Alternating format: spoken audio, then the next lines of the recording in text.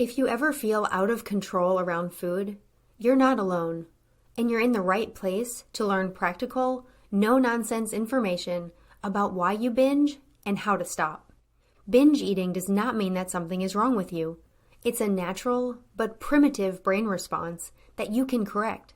If you're ready for change, sign up for the Brain Over Binge self-paced online course for less than $20 per month. And if you feel you need personalized support, we also offer one-on-one coaching and group coaching. To learn more, go to brainoverbinge.com/subscribe. And I hope you enjoy the show.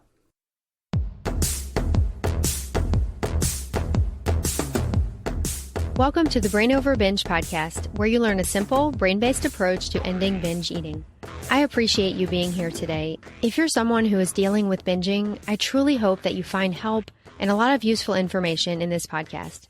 You may also need help beyond what you learn here, and I'll talk a little bit about that today as far as possibly getting some nutritional support as you recover. But I hope that the ideas and suggestions that I share will at least be a part of the solution for you. If you're new here and you want to learn the fundamental concepts of the Brain Over Binge approach, know that you can get a free 30-page ebook called The Brain Over Binge Basics in the show description. That ebook guides you through the 5 components of dismissing urges to binge. And dismissing urges to binge is basically the process or practice of viewing the urges as meaningless, powerless, and harmless, and allowing them to come and go without acting on them. In that ebook, I make it clear up front that in order for you to successfully dismiss binge urges and overcome the binge eating habit for good, it is vital that you're eating enough and not dieting restrictively. Now, if you're just starting out in recovery, I realize this may raise some questions for you about how to eat or how to start learning how to nourish yourself and give up dieting. And in this episode, I'm going to address some of those concerns. If you've listened to several episodes already, you've likely heard me talk about how nutritional needs are very individual, and the way of eating that may work best for you is based on so many factors, including your lifestyle and activity level, and age and body type and preferences, and so much more. And even if I did know all of those factors about you personally, I still don't think that me telling you exactly how to eat would be the answer. Now, I want to say here that there are, of course, times when it absolutely makes sense for a doctor or nutritionist or dietitian to tell you how to eat if there are certain health conditions that need to be addressed. Some of those health conditions could be caused from the malnourishment of the eating disorder itself. And getting the nutritional support you need to heal may be vital. As I say at the end of every show, I'm not a healthcare provider, and this podcast is not a substitute for medical advice, so please seek the nutritional guidance that you need, and this is especially true if you've been dieting in an extreme way.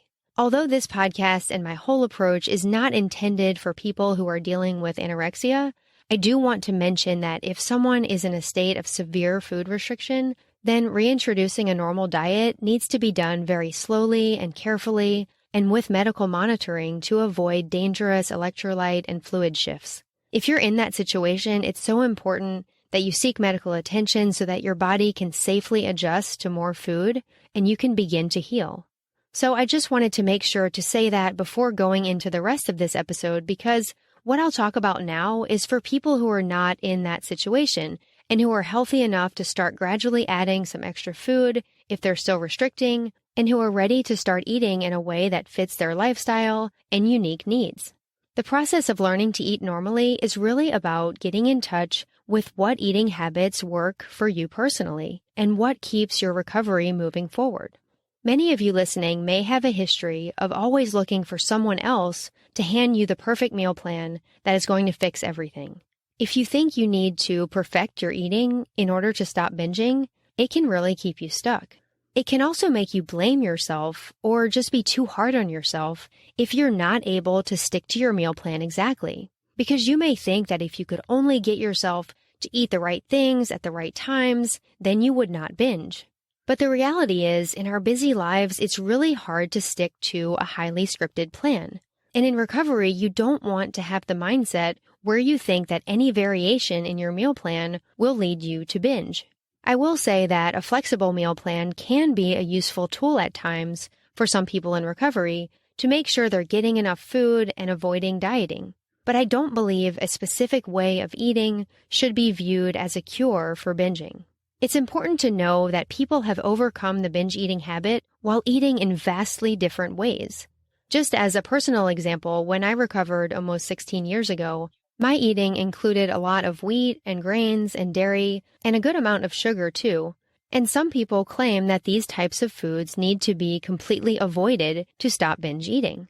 Now, this is a very big topic, but if you want to dive deeper and read more of my thoughts on this, I wrote a blog post that addresses this in detail. And the post is titled, My Recovery Diet and Thoughts on Paleo as a Binge Eating Cure. And I'll link to that in the show notes. I wrote this several years ago when paleo was seemingly the trend, but now as you read that post, you can replace the word paleo with keto or really any dieting philosophy. If you've been dieting a long time, it may seem scary to start to let that go. To help you with this, I want to share another clip from one of the tracks in the Brain Over Binge course, as I've done for the past couple of months to help address certain aspects of recovery. This clip is from the very first track of Lesson 1. So it's definitely meant for people who are just getting started, but even if you're further along in your journey, I think you'll find some of the ideas useful. I hope it will help you realize that all you have to do is try your best, and you'll eventually get to a place where you feel good about the way you're eating. I'll go ahead and share that now. The first 4 lessons of the course focus on dismissing the binge urges, and the second 4 lessons focus on eating adequately. But in these first 4 lessons, you still want to place some amount of focus on adequate eating and not push it completely aside. In Lesson 1, you'll learn that restrictive dieting is not compatible with recovery. So from the start, you'll be trying to do your best to give up restrictive dieting and to eat enough to support your physical needs. This course does not include recommendations on exactly how to eat. There will be many options and suggestions in the eating adequately part of the course, but I do not believe that it's helpful for me to tell you the one right way that you should eat, because that way is going to be different for everyone. I think it's very important for you to discover how you should eat on your own, because your own personal way of eating that comes from experimentation and seeing what feels good in your body and what works for you, that will be much more powerful and more lasting than any meal plan that I could give you.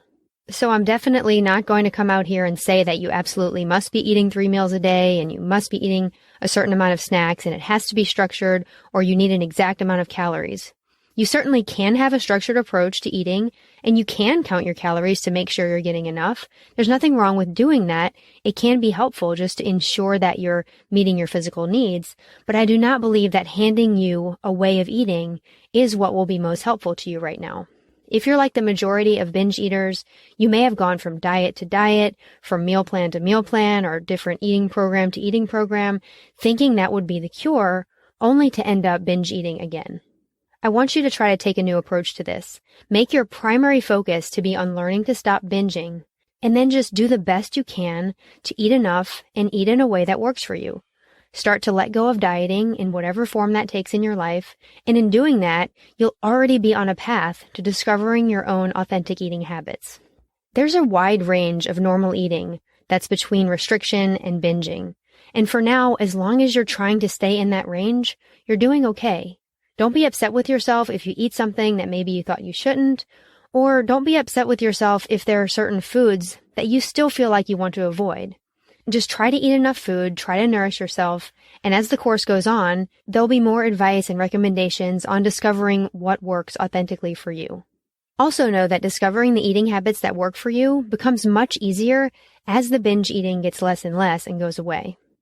That's the end of that Lesson 1 clip.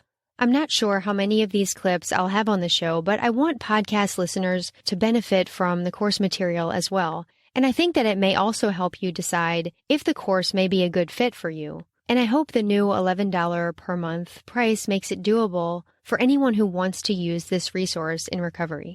If you want to learn more, you can go to brainoverbinge.com/subscribe. And there's also a link in the show description. I appreciate you being here today, and I hope you'll join me again next time. Wherever you are on your journey, I want to encourage you and remind you that you have the power to change your brain and live a binge-free life. The Brain Over Binge podcast is produced and recorded by Brain Over Binge Recovery Coaching, LLC. All work is copyrighted by Brain Over Binge Recovery Coaching LLC, and all rights are reserved. As a disclaimer, the hosts of the Brain Over Binge podcast are not professional counselors or licensed healthcare providers, and this podcast is not a substitute for medical advice or any form of professional therapy. Eating disorders can have serious health consequences, and you are strongly advised to seek medical attention for matters relating to your health. Please get help when you need it, and good luck on your journey.